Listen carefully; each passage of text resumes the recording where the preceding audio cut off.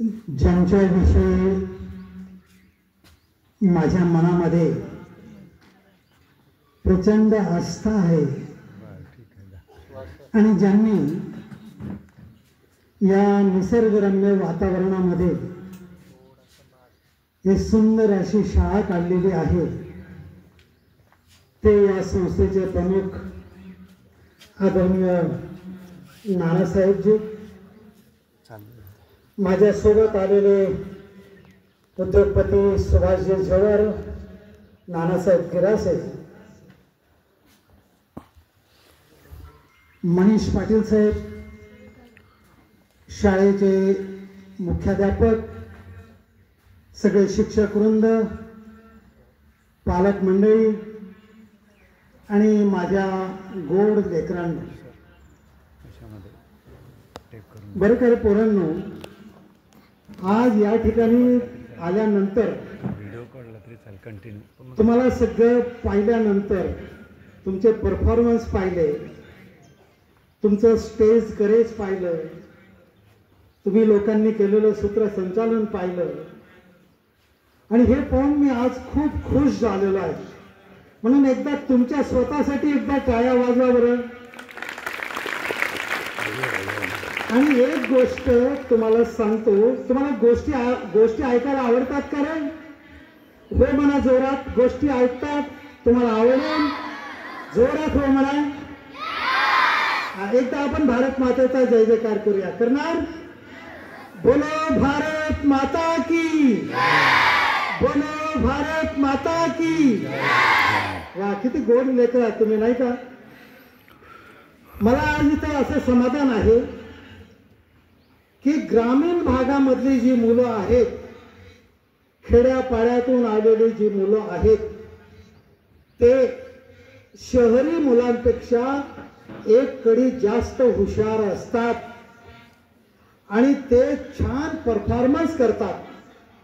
आणि हे एकदा या ठिकाणी आल्यावर पुन्हा मला हे पाहायला मिळालं, म्हणून मला या ठिकाणी खूप आनंद होत आहे.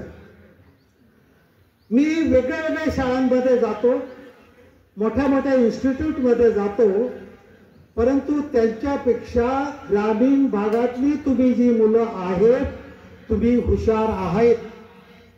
तुमचा इंटेलिजंट कोशंट, तुमचा IQ, तुमचा बुद्ध्यांक हा शहरी मुलांपेक्षा मोठा आहे. त्यामुळे तुमच्या समोर बोलताना अगदी साध्या साध्या गोष्टी मी तुम्हाला सांगणार आहे. त्या साध्या साध्या गोष्टी तुम्हाला आवडतील अशी अपेक्षा मी करतो. बऱ्याच वेळा काय होतं पोरांनो, आमच्यासारखा म्हातारा माणूस असं बोलायला उभा राहिला की तुमच्या पोरांच्या मनामध्ये एक गोष्ट येते, आलं त्याच्या आईला, आता हा म्हातारा आला, असं वाटतं की नाही तुम्हाला? आता हा म्हातारा काहीतरी बोर करेल आणि आपल्याला उपदेश करेल, असं वाटतंय की नाही तुम्हाला? वाटतंय का असं? तर तुम्हाला मी उपदेश वगैरे नाही करणार, परंतु तुम्हाला 4 गोष्टी सांगणार आहे.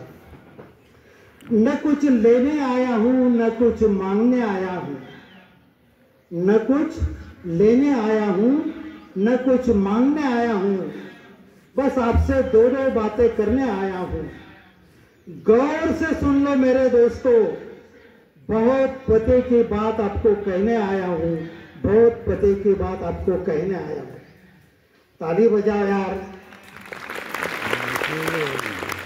तुम्हाला जीवनाच्या प्रांगणामध्ये तुम्ही आता जे उतरता आहात, आज 15 ऑगस्ट आहे, आज आपल्या भारताचा स्वतंत्र दिवस आहे, इंडिपेंडन्स डे. आजच्या दिवशी ज्या सैनिकांनी आपल्या शरीराचं दान करून आपल्याला स्वातंत्र्य मिळवून दिलेलं आहे आणि या स्वतंत्र भारतामध्ये आपण वावरत आहोत, ही जी देण आहे ती स्वातंत्र्य वीरांची आहे, स्वातंत्र्य सैनिकांची आहे, ज्यांनी आपला देह त्यागला देशासाठी. त्या वीरांचा आज आठवण करण्याचा दिवस आहे. आज आपल्याला इंडिपेंडन्स डेचा बर्थडे आपण या ठिकाणी मनवत आहोत. आणि मगाशी तुम्ही एक गाणं ऐकलं पहा, आपण झंडा ऊंचा रहे हमारा, या गाण्यामध्ये एक ओळ आहे मित्रांनो, की शान न इसकी जाणे पाय, आपल्या देशाची शान, आपल्या तिरंग्याची शान ही जाता कामा नये. हा तिरंगा असाच दिमाखाने डौलत राहायला पाहिजे. हे जर करायचं असेल तर तुम्हा विद्यार्थ्यांनी स्वतः घडलं पाहिजे. कारण तुम्ही उद्याचे भावी नागरिक आहात आणि तुम्हाला घडवण्यासाठी माझा विषय आहे की shaping our self for the national building, shaping our self for the national character.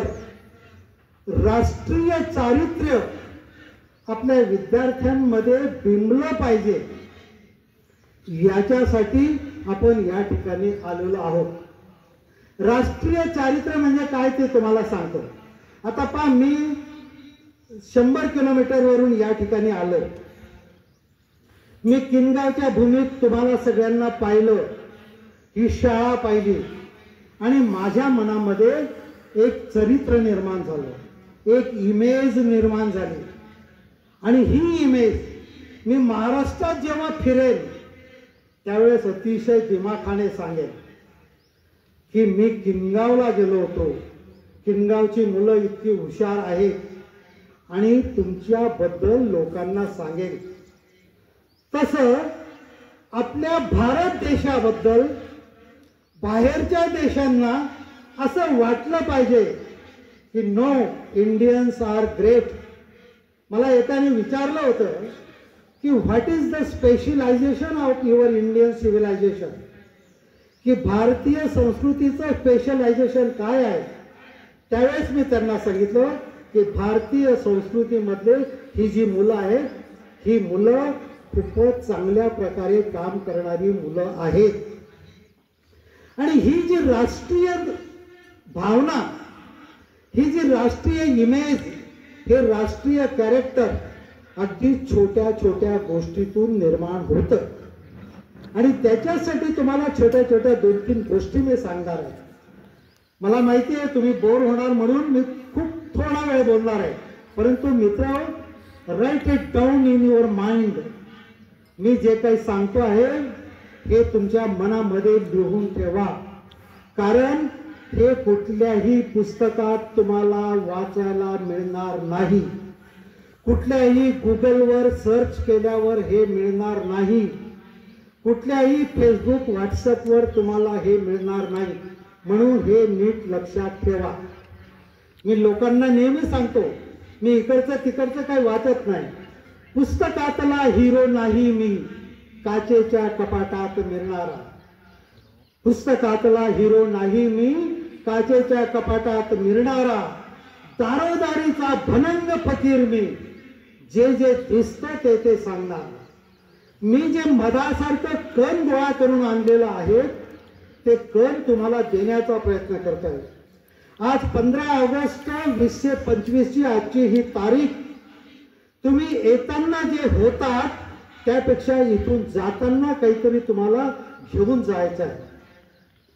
मित्र, जापानच्या एका मुलाने, एका शाळकरी मुलाने त्यांच्या एका पब्लिक वाहनमध्ये एक सीट फाटलेलं पाहिलं. एक छोटंसं सीट असं फाटलेलं होतं.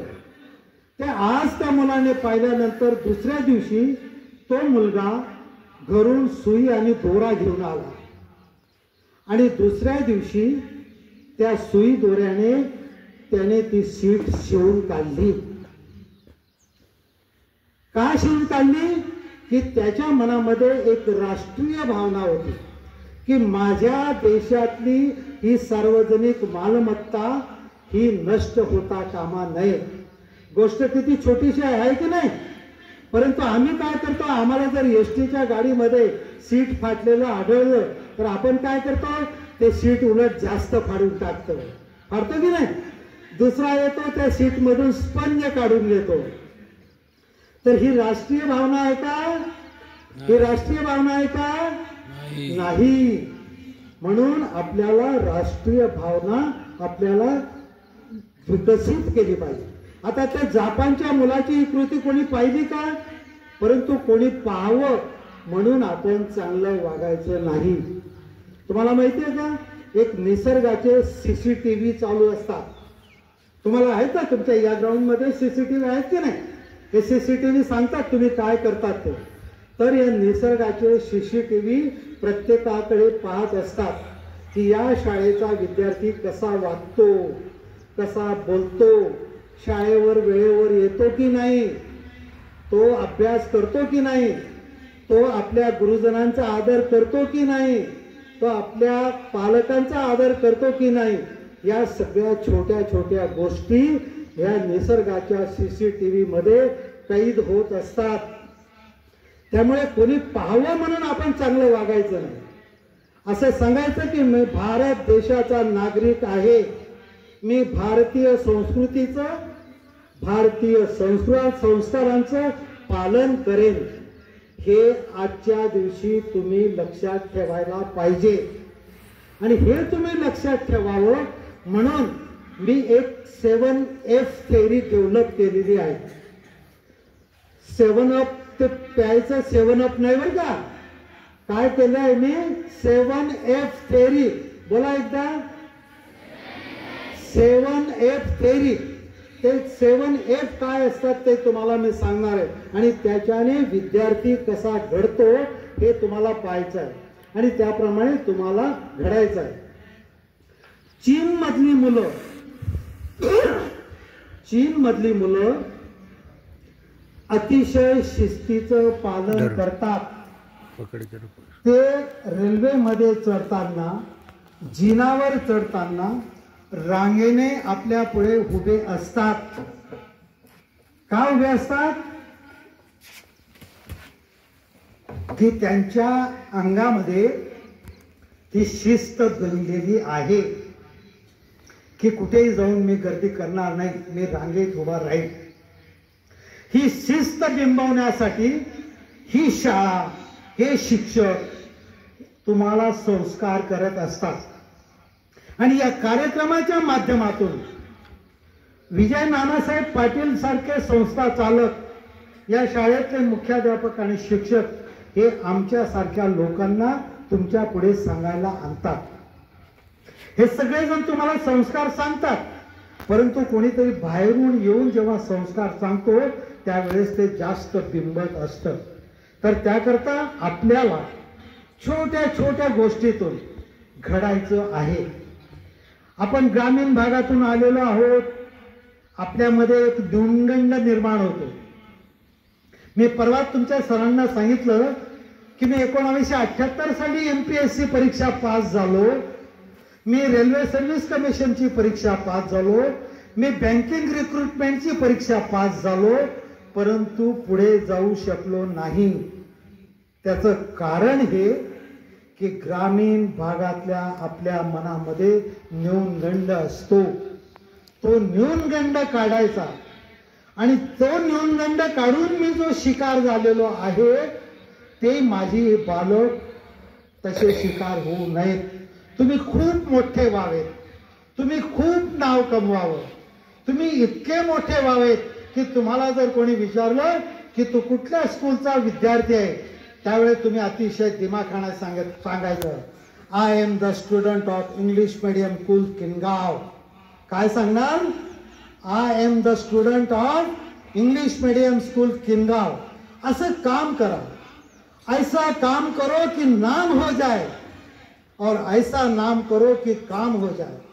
हे तुम्हाला करायचं आहे. आणि हा न्यूनगंड काढायचं काम जे आहे ते शिक्षकांचं आहे. आणि त्याच्यासाठी एक छोटीशी गोष्ट जी माझ्या आयुष्यात घडलेली आहे ते मी सांगण्याचा तुम्हाला प्रयत्न करणार आहे. छोटीशी गोष्ट आहे परंतु ती ऐकण्यासारखी आहे आणि खास करून माझ्या शिक्षक भगिनी आणि शिक्षकांसाठी मी ही गोष्ट शाळेमध्ये सांगत असतो. तर गोष्ट अशी आहे की धुळ्यामध्ये मी क्लासेस चालवत असताना एक दिवस एक पालक माझ्याकडे आला, ग्रामीण भागातला एक पालक, आणि त्याने मला रिक्वेस्ट केली की सर तुम्ही माझ्या मुलाची ट्युशन घेणार का? त्यांना म्हटलं अरे जरूर घेईन, मी तुमच्या मुलाची ट्युशन जरूर घेईन. पण नाही म्हणे, त्याची ट्युशन कोणते सर घेत नाहीत. म्हटलं असं का बरं? म्हणे नाही, कोणीच घेत नाही त्याची ट्युशन, तर तुम्ही घ्याल तर मला आनंद होईल.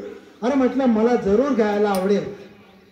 ग्रामीण भागातला तो माणूस, दाढी वाढलेली, मळलेला शर्ट, धोतर, पायात तुटलेली चप्पल, अशा अवस्थेत तो आलेला होता. मग म्हटलं ठीक आहे, उद्या तुझ्या मुलाला घेऊन ये. मग दुसऱ्या दिवशी त्या मुलाला तो घेऊन आला. तर त्या मुलाची अवस्था अशी होती, त्याच्या नाकातनं शेंबूड गळत होता, त्याची पॅन्ट जी होती अशी खाली नितळत होती, आणि तो बोलताना तोत्र तोत्र बोलत होता. मग मी त्याला विचारलं, मी त्याच्या खांद्यावर हात ठेवला आणि त्याला विचारलं की व्हॉट इज युअर नेम, तुझं नाव काय बाळ? तर त्याने मला सांगितलं, माझं नाव मनोहर. त्याने काय सांगितलं? काय सांगितलं? बोलत राहा, बोला बोला, छान बोलणार तुम्ही. त्याने काय सांगितलं? माझं नाव मनोहर. मग म्हटलं ठीक आहे, छान मनोहर, तुझं नाव तर खूप छान आहे रे. मग त्याला आनंद वाटला. मग मी त्याला वर्गात बसवलं. वर्गात बसवल्यानंतर मी त्याला विद्यार्थ्यांच्या समोर त्याला म्हटलं, मनोहर तुला एक दोन येतं का रे? म्हणे हो सर. बोल बरं. मग त्याने सुरुवात केली, 1 2 3 4 असं बोललं. मग वा वा, त्याने 10 पर्यंत आकडे म्हटले. पुन्हा पाठीवर हात ठेवला. त्याला म्हटलं वा वा, खूप छान. पुन्हा त्याला म्हटलं का रे, तुला इंग्रजी 12 महिन्यांची नावं येतात का?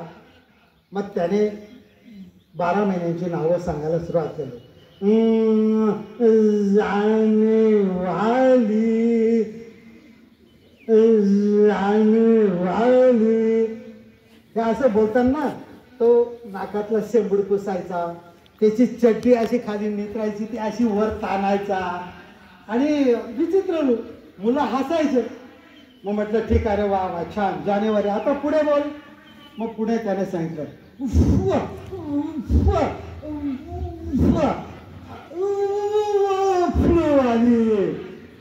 त्याने असं केल्याबरोबर पोरं जोरात हसले. मग मला एकदम त्याची कीव आली. त्याचं ते फ्लूवाली बोलला आणि पोरं जोरात हसले. मग मी पोरांना चूप केला, अरे चूप पोरांनो, काहीच बोलू हसू नका, मनोहर खूप हुशार आहे, राहू द्या. आणि तेवढ्यावर त्या दिवसाची ट्युशन मी संपवली. त्याच्यानंतर वर्ग सुटायच्या वेळेस वर्गामध्ये जी 4-5 हुशार पोरं होती, जी उत्तरं देत होती, नेहमी प्रत्येक प्रश्नाचं उत्तर देणारी हुशार मुलं असतात, त्या हुशार मुलांना मी एक कानमंत्र सांगितला. नीट लक्षात घ्या बरोबर. मी त्या 4-5 मुलांना एक कानमंत्र सांगितला आणि माझ्या घरी गेलो. मुलांनो, त्या दिवसाची ट्युशन सुटल्यानंतर मी जरी घरी गेलो तरी माझ्यातला शिक्षक त्या दिवशी फार अस्वस्थ होता, बेचैन होता, की अरे या विद्यार्थ्याला घडवणं ही जोखीम आहे, या विद्यार्थ्याला घडवलंच पाहिजे.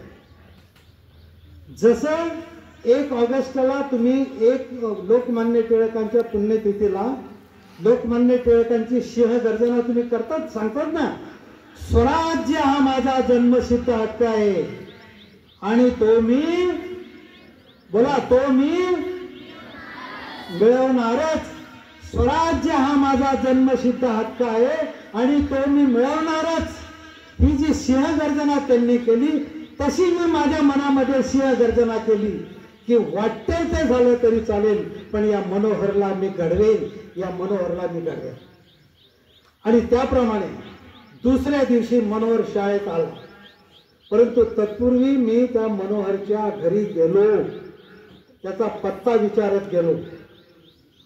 एका झोपडी वजा घरामध्ये तो मनोहर राहत होता. मी गेल्याबरोबर तिथल्या झोपडी परिसरामध्ये एकदम बातमी झाली की कोण आलेले, शिक्षक कोण आहेत, काय. मग मी त्या मनोहरच्या आईला सांगितलं. की म्हटलं ताई एक काम करा, या मनोहरची जी चड्डी आहे ना ती चड्डी खूप सैल झालेली आहे, तर तुम्ही त्या चड्डीला एक हुक लावून द्या आणि ती चड्डी फिट करून द्या. कारण माझ्या लक्षात आलं की त्याचा एक हात चड्डी वर ताणण्यामध्ये, एक हात नाकाचा शेमूड पुसण्यामध्ये, एक लक्ष त्याचं त्या स्तोत्र बोलण्याकडे, त्यामुळे त्याचं लक्ष विचलित होत होतं. मग दुसऱ्या दिवशी मनोहर आला तेव्हा त्या माऊलीने त्याच्या पॅन्टला घट्ट केलेलं होतं आणि त्याला इथं एक लायर बांधलं होतं. लाळ गळते ना आपली लाळ, ती लाळ गळू नये म्हणून इथं लायर बांधलं होतं. मनोहर वर्गात आला आणि मग मी प्रश्न विचारायला सुरुवात केली. खूप साधे साधे प्रश्न विचारले. मनोहर 2+2 किती रे? सगळा वर्ग चूप. मुलांना 2+2 किती? सर्व वर्ग चूप. फक्त मनोहर उभा राहिला. सर 2+2 4. असं त्याला आनंद झाला. अरे वा वा, टाळ्या वाजवा, टाळ्या वाजवा. मग त्यांनी मुलांनी टाळ्या वाजल्या. मग पुढे त्याला सांगितलं 3+3 किती? 3+3 किती? सर्व वर्ग पुन्हा चूप. पुन्हा मनोहर बोलायला लागला. सर 3+3 6. आणि मला त्याचा आनंद व्हायला लागला. मी असे 8-10 सोपे सोपे प्रश्न विचारले. मी मनोहरचं आईला सांगून त्याचं बाह्य रूप बदलवलं, त्याची पॅन्ट टाईट केली, त्याच्या नाकातला शेंबूड काढण्यासाठी त्याला लाळेला बांधायला लावलं, त्याचं बाह्य रूप बदलवलं. आणि जेव्हा 2-3 दिवस असे प्रश्नोत्तर घ्यायला लागलो तेव्हा मनोहरमध्ये कॉन्फिडन्स बिल्डिंग झाला. मनोहरला असं वाटायला लागलं की इतर पोरांपेक्षा मी हुशार आहे, इतर पोरांपेक्षा मला खूप येतं. या कॉन्फिडन्स बिल्डिंग झाल्यामुळे मनोहर पुढे चांगली उत्तरं द्यायला लागला आणि मनोहर खूप हुशार झाला. त्या मुलांना मी काय कानमंत्र दिलेले होतात ते मी सांगतो. ती जी हुशार मुलं होती त्यांना मी सांगितलं की आता 2-3 दिवस मी जे काही प्रश्न तुम्हाला विचारणार आहे, तुम्हाला उत्तरं येत असतील तरी तुम्ही उत्तरं द्यायचे नाही. तुम्ही उत्तरं द्यायची नाही, ते उत्तरं फक्त मनोहरला द्यायला. याच्यामुळे मनोहरचा कॉन्फिडन्स वाढत गेला. पुढे काळाच्या ओघात मी दुसरीकडे गेलो, मनोहर कुठे गेला माहीत नाही. आणि एक 10-15 वर्षानंतर मला एक पत्र आलं. एक सुंदर सुवर्णाच्या अक्षरामध्ये लिहिलेलं ते पत्र होतं आणि दॅट वॉज इन्व्हिटेशन. एका वास्तुशांतीचं घरभरणीचं ते पत्र होतं आणि खाली लिहिलं होतं युअर्स फेथफुली मनोहर. मला काही कळेना हु इज दिस, हा मनोहर कोण आहे. त्यावेळेस माझ्या बाईने मला सांगितलं की मनोहर तो मनोहर ज्याला आपण घडवलं. मी पुण्याला त्या कार्यक्रमाला गेलो. एका हायफाय सोसायटीमध्ये सुटाबोटातली टाळ वगैरे घातलेली मंडळी सगळी उभी होते. मी खेडेगावातून गेलेला, मी बुचकत त्या स्टेजवर त्या गेटवर उभा राहिलो. ते कडक सिक्युरिटी ती सर्व पाहून मीच बुजलेलो होतो. तेवढ्या वेळात एका सुटाबुटातल्या मुलाचं माझ्याकडे लक्ष गेलं आणि तो धावत माझ्याकडे आला आणि त्याने लगेच सगळ्या त्याच्या फ्रेंड्सला बोलवलं. Hi friends, come here. सगळे मित्र त्याचे आले आणि त्याने माझा नमस्कार केला आणि त्या लोकांना सांगितलं I am here because of this गुरु. या गुरुने मला घडवलं आणि म्हणून मी आज इथे या मोठ्या पदावर आहे. आणि त्यावेळेस मला जो आनंद झाला तो मला वाटतं शिक्षकांना सांगतो की तुम्हाला कुठल्याही पुरस्कारापेक्षा जेव्हा मनोहरसारखा विद्यार्थी खाली वाकून नमस्कार करतो आणि अभिमानाने सांगतो की I am here because of this गुरु, त्यावेळेस तुमच्यासाठी ते मोठं पारितोषिक असतं. ते पारितोषिक मला मिळालेलं आहे. आणि म्हणून माझी पोटतिडी काय मित्र, मी काही कमर्शियल मोटिवेशनल स्पीकर नाही. लाखो रुपयाचं पाकिट घेऊन ते निघून जातात त्यांना काही घेणं देणं नसतं तुम्ही किती करतात काय करतात. परंतु मी या ठिकाणी आलेलो आहे त्या आदरणीय विजू नानांच्या शब्दाखातर आलेलो आहे. ज्या माणसाबद्दल मगाशी मी तुम्हाला बोललो की माझ्या मनात निष्ठा आहे, आस्था आहे, त्या माणसामध्ये काहीतरी क्वालिटीज आहेत. त्या माणसाने अशा काढलेल्या शाळेमधला विद्यार्थी महाराष्ट्रामध्ये चमकला पाहिजे ही तळमळ मला आहे आणि त्याच्यासाठी मी इथपर्यंत आलेलो आहे. तर त्याकरता तुम्हाला जाता जाता मी माझी ती 7F थेअरी सांगणार आणि यानंतर मी तुमची रजा घेणार. सर 9:30 बरोबर 5 मिनिटात संपेल. चालेल ना? घेऊ शकता. चालेल ना सर? 5 चालेल ना? बोर नाही झालात ना रे तुम्ही? बोर नाही झालात ना? गोष्ट सांगायला आवडेल ना तुम्हाला? मी छान छान गोष्टी सांगणार आहे. छोट्या छोट्या गोष्टी तुम्हाला सांगू. उगाच खूप मोठे सांगून तुम्हाला बोर करायचं नाही. तुम्ही ग्रामीण भागातले विद्यार्थी, माझी नाळ ग्रामीण भागाशी जोडलेली असल्यामुळे मी तुम्हाला त्या गोष्टी तुम्हाला सांगतो. 7F theory. 7F थेअरी काय आहे ते मी स्वतः डेव्हलप केलेली आहे, ते मी तुम्हाला सांगतो.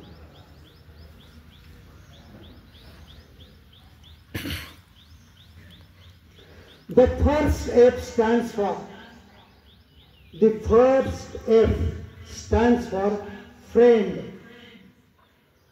जर आपला मित्र चांगला असला तर आपल्यामध्ये चांगले संस्कार मिसळतात.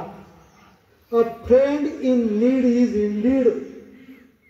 जो संकटाच्या वेळेस कामाला येतो तो खरा मित्र. आणि इंग्रजीमध्ये दुसरी एक म्हण आहे, a man is known by his company which he keeps. माणूस कसा ओळखला जातो की तो कोणाच्या सहवासात राहतो. माणूस केव्हा कसा ओळखला जातो? तो कोणाच्या सहवासात राहतो. गुलाबाचं फुल आता आम्हाला तुम्ही दिलं मित्रांनो. या गुलाबाच्या फुलावर पाण्याचा थेंब जरी असताना तरी त्याला मोत्याची शोभा येते. बरोबर आहे की नाही? गुलाबाच्या फुलावर पाण्याचा थेंब असला तरी त्याला मोत्याची शोभा येते. आणि धोत्र्याच्या फुलावर जर तुम्ही मोती जरी ठेवून दिला तरी त्याला पाण्या इतकी बी किंमत येत नाही. म्हणून माझी एक तुम्हाला विनंती आहे, आता तुमच्या आजूबाजूला जे फ्रेंड्स आहेत ते तपासून पहा. ज्या मित्रापासून आपल्याला चांगलं शिकायला मिळेल, ज्या मित्रापासून आपल्याला चांगले संस्कार मिळतील, अशा मित्रांशी तुम्हाला मैत्री करायची आहे. असं जर केलं तर आपण चांगले होऊ, आपल्यानंतर आपली शाळा चांगली होईल, आपलं गाव चांगलं होईल आणि पर्यायानं आपलं राष्ट्र चांगलं होईल. आपले राष्ट्र उभारणी जर करायची असेल तर राष्ट्र म्हणजे फक्त तुम्ही विद्यार्थी, तुम्ही उद्याचे राष्ट्राचे नागरिक आहेत, तुम्हाला घडायचं आहे. म्हणून आजपासून एक चांगला मित्र तुम्ही लक्षात घेतला पाहिजे. The second F stands for food. Food म्हणजे अन्न. जैसा अन्न वैसा मन. जैसा अन्न वैसा मन. जे अन्न आपण खातो त्याप्रमाणे आपण आपले विचार येत असतात. परंतु दुर्दैवाने आजच्या पिढीला पिझ्झा, बर्गर, मोठे मोठे हॉटेल्स, मोठे मोठे मॉल्स मध्ये जाण्याची सवय आहे. तुम्हाला एक सांगतो, कुठल्याही हॉटेलमध्ये, कुठल्याही पंचतारांकित हॉटेलमध्ये जरी तुम्ही गेलात, तिथला जो वेटर आहे, तिथला जो स्वयंपाकी आहे, तो काही मनापासून स्वयंपाक करत नाही.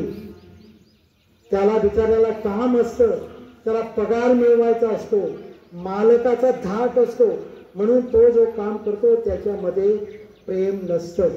पण तेच आपल्या घरातली आपली आई आपल्या पोराला खाऊ घालताना जे भाकरी करते ना, त्यावेळेस तिच्या मनामध्ये जे वात्सल्य असतं, जे प्रेम असतं, ज्या भावना असतात त्या भाकरीमध्ये उतरतात. आणि ती भाकरी ही सर्व प्रोटीन्स युक्त असते, सर्व व्हिटॅमिन्स युक्त असते, ती चविष्ट असते. परंतु आजच्या पिढीला ते पिझ्झा आणि बर्गर जे टोटली शिळं असतं ते खातात. म्हणून माझी एक विनंती आहे की घरचं आईने बनवलेलं अन्न आजपासून खायचं आहे.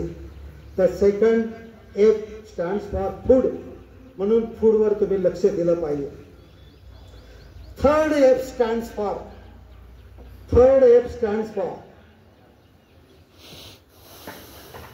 Fitness. Third F stands for fitness. आपलं शरीर हे मजबूत बनलं पाहिजे. A sound mind in sound body. A sound mind in sound body. आपलं जर बॉडी चांगली असेल तर आपलं मन चांगलं राहतं, आपले विचार चांगले राहतात, आपल्याला अभ्यास चांगला करता येतो, आपल्याला मार्क्स चांगले मिळतात. म्हणून आपली बॉडी फिटनेस. परंतु मुलं तुम्ही डिजिटल गेम खेळतात, मोबाईलवर डिजिटल गेम खेळतात की नाही, पण त्या अगेन्स्ट तुम्ही या ग्राउंडवर या, इथं मैदानी खेळ खेळा, तेव्हा तुम्हाला कळेल की फिजिकल फिटनेस काय असते. आणि ते जर झालं तर तुम्ही सुदृढ बनाल. आणि सुदृढ मुलंच हे भावी नागरिक सुदृढ करू शकतात. म्हणून ते सुदृढ तुम्हाला बनायचं. Next fourth one F stands for father and mother. Father and mother अत्यंत उपयुक्त विषय. ज्या विषयावर मी गेली 12 वर्ष काम करतो आहे तो विषय. मित्र, तुमच्या हातात गुगल आहे, तुमच्या हातात फेसबुक आहे, तुमच्या हातात व्हॉट्सअप आहे. तुम्ही जर गुगलला विचारलं what is the love of mother, what is the love of grandfather, तर त्या गुगलवर जे फीड केलेलं आहे तेच उत्तर गुगल देणार.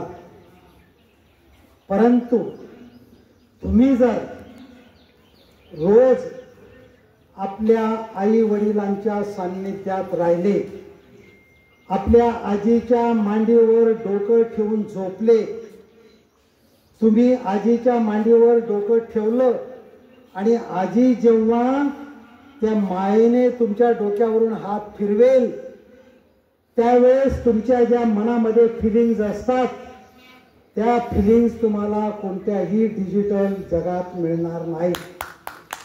हे अत्यंत महत्त्वाची गोष्ट आहे.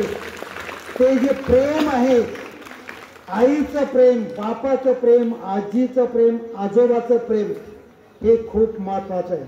म्हणून आम्ही लेकरांना सांगतो. तुम्हाला लेकरं शब्द वापरले मी मगाची, तुम्हाला मुलं बोललो का, स्टुडंट्स बोललो का, बंधू भगिनी बोललो का, नाही बोललो, तुम्हाला लेकरं बोललो. कारण मला माहिती आहे की तुम्ही माझी लेकरं आहे, तुम्हाला घडवायचं आहे.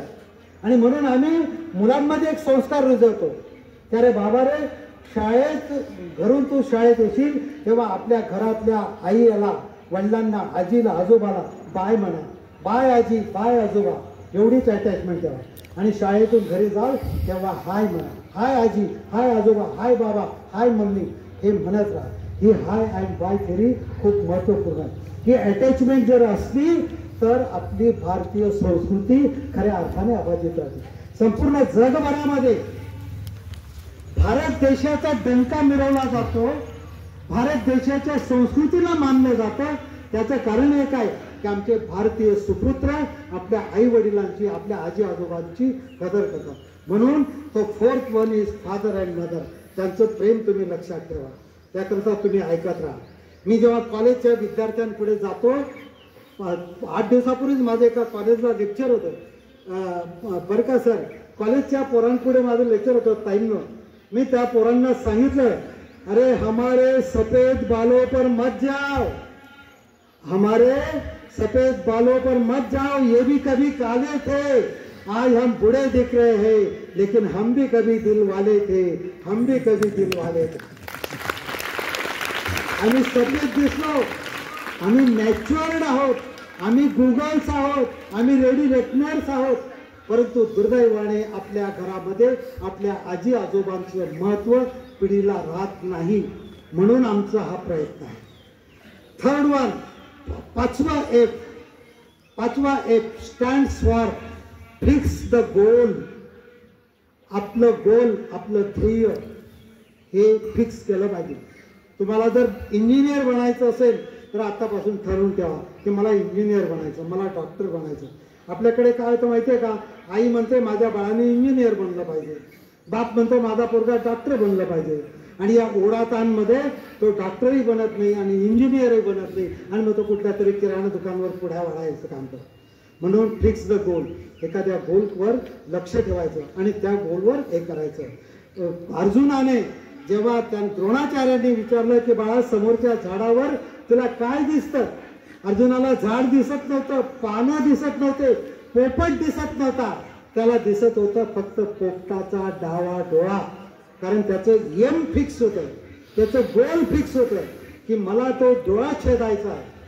म्हणून आपलंही लक्ष असं फिक्स गोल करून तिकडे आपलं केंद्रित केलं पाहिजे, म्हणजे तुम्ही खऱ्या अर्थाने मोठे व्हाल आणि या शाळेचं, या संस्थेचं नाव करणार. आणि ज्या दिवशी नानासाहेब कुठेतरी जळगावला जातील, मुंबईला जातील, पुण्याला जातील आणि तिथं जेव्हा एखादा विद्यार्थी येऊन त्यांना भेटेल की Nanashri I am the student of your school, त्यावेळेस त्यांची अभिमानाने छाती मोठी फुलेल. आणि तो खरा भारत देश, ते खरं स्वातंत्र्य, तो खरा स्वातंत्र्याचा वाढदिवस. त्याच्यानंतर पुढचं 6 stand for firm. You should be firm on your decision.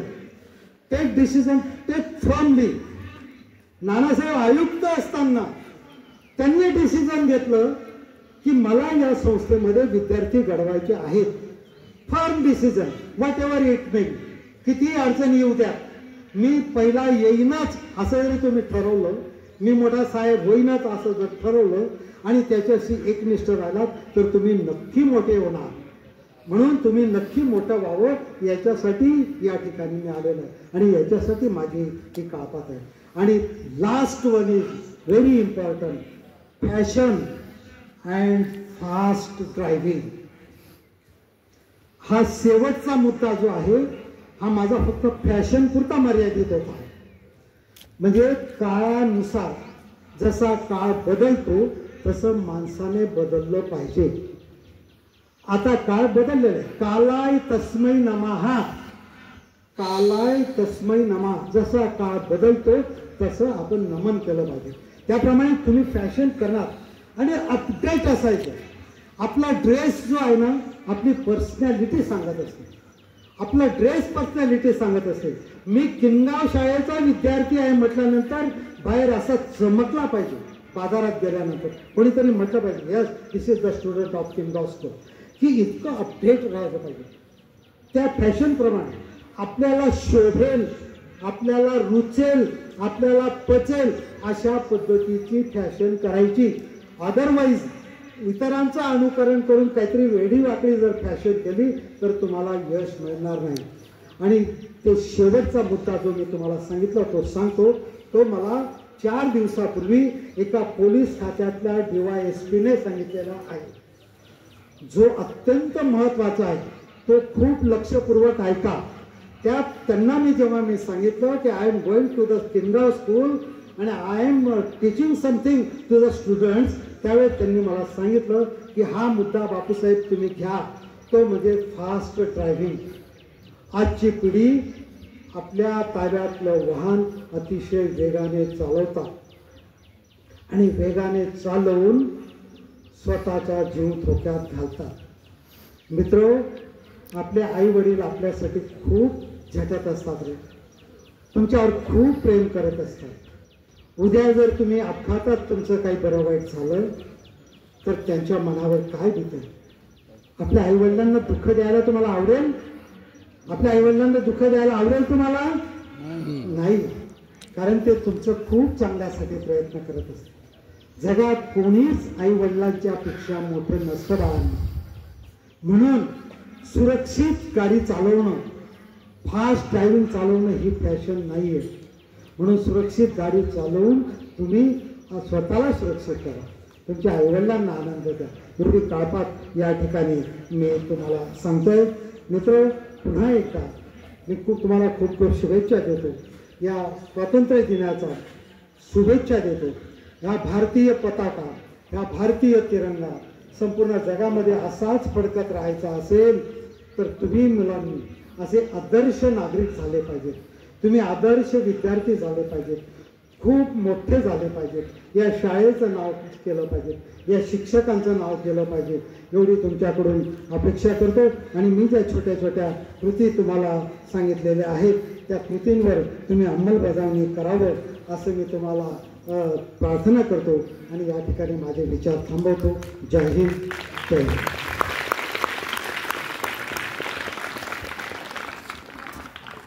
A big thank you to our words. Now